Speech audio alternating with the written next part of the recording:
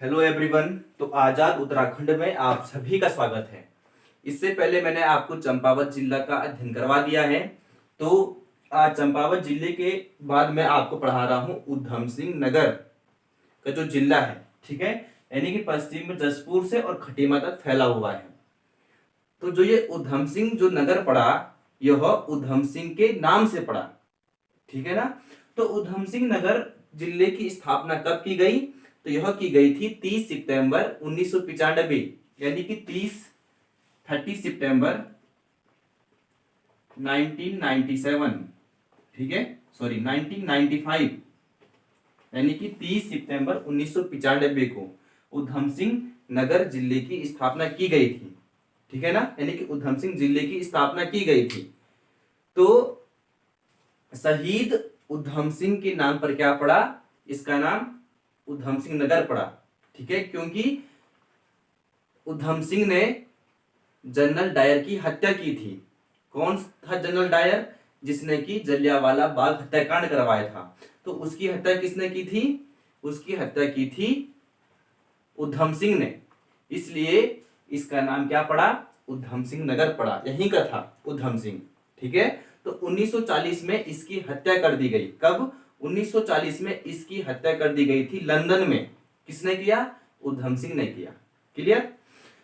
तो जो ये उधम सिंह नगर है, यह पूरा तराई वाला क्षेत्र है, यानी कि पूरा मैदानी क्षेत्र है। यहाँ पर कृषि सर्वाधिक होती है, जैसे कि गेहूं की खेती हो गई, ठीक है, यानी गेहूं की फसल यहाँ पर ज्यादा होती है। गेहूं, मक्का, धान, यहाँ पर इनकी फसल ज्यादा होती है, क्योंकि बिल्कुल तराई वाला भाग है, ठीक है, यानी मैदानी भाग है। तो आज सबसे पहले देखते हैं कि उधम सिंह नगर के पूर्व, पश्चिम या उत्तर दक्षिण में कौन कौन से जिले इसको स्पर्श करते हैं, या कौन कौन से देश इसे स्पर्श करते हैं। तो उधम सिंह नगर के पूर्व में नेपाल है, ठीक है, तो नेपाल देश इसे स्पर्श करता है। किसे? उधम सिंह नगर को।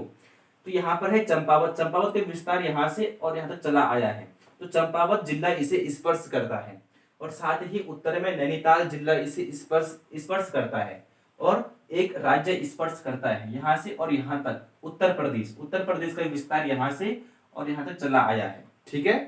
तो एक राज्य के साथ यह सीमा स्पर्श करता है, उत्तर प्रदेश के साथ, और एक देश के साथ यह सीमा साझा करता है। देश का नाम है नेपाल, और साथ ही यह दो जिलों के साथ सीमा स्पर्श करता है। कौन कौन से? नैनीताल और चंपावत, ठीक है ना।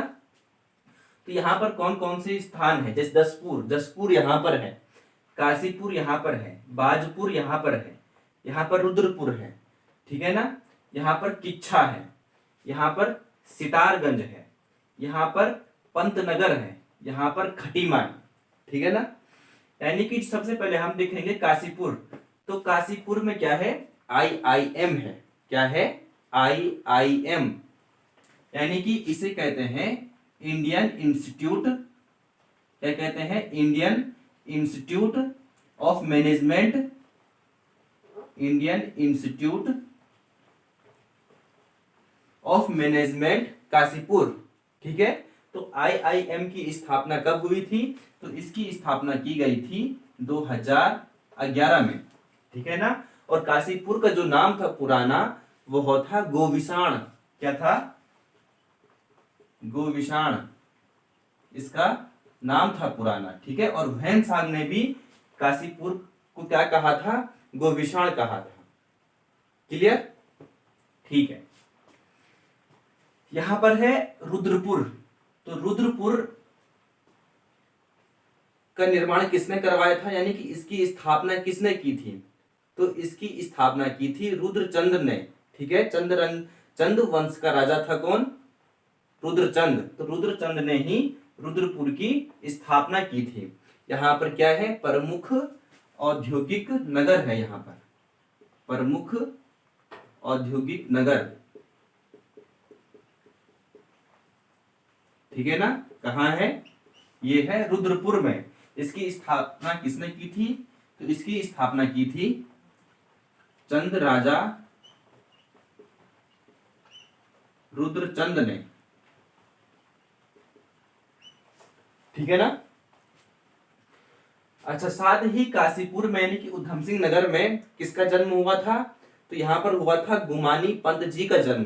तो गुमानी पंत जी का जन्म कहाँ हुआ था? यही हुआ था, उधम सिंह नगर में। ठीक है, लिखेंगे आप। यहाँ पर है पंतनगर। क्या है? पंतनगर। तो देश का पहला विश्वविद्यालय, देश का पहला विश्वविद्यालय, कौन सा विश्वविद्यालय? कृषि विश्वविद्यालय की स्थापना कहाँ हुई थी? तो यह हुई थी पंतनगर में। ठीक है, 1960 में। कब हुई थी? 1960 में। उस समय कौन थे प्रधानमंत्री? तो पंडित जवाहरलाल नेहरू। ठीक है ना, पंडित जवाहरलाल नेहरू इस समय यहाँ क्या थे? प्रधानमंत्री थे। कहाँ? भारत देश में। तो देश का पहला कृषि विश्वविद्यालय, पहला कृषि विश्वविद्यालय की स्थापना कहाँ हुई? पंतनगर में हुई। ठीक है, कब हुई? 1960 में। यहाँ पर फूलबाग हवाई पट्टी भी है। तो फूलबाग हवाई पट्टी कहाँ है? यह पंतनगर में ही है। ठीक है ना। नेक्स्ट, यहां पर है नानक मत्ता साहिब। क्या है? नानक मत्ता साहिब है यहां पर लिख रहा हूं, नानक मत्ता साहिब। ठीक है, यहां पर सिखों का क्या है? पवित्र स्थल है। सिखों का यहां पर पवित्र स्थल है, सिखों का पवित्र स्थल। और यहाँ पर कौन आए थे? तो यहाँ पर आए थे गुरु नानक। ठीक है, यहाँ पर गुरु नानक देव आए थे। ठीक है, कहा? नानक मत्ता साहिब में। क्लियर? तो ये था आज का अध्याय। इसके बाद मैं आपको पढ़ाऊंगा उधम सिंह नगर जिले का नदी तंत्र। यहाँ पर कौन कौन सी नदियां प्रवाहित होती हैं, जैसे कि ये शारदा नहर है। ठीक है, शारदा नहर यहाँ पर प्रवाहित होती है। तो बने रहिए।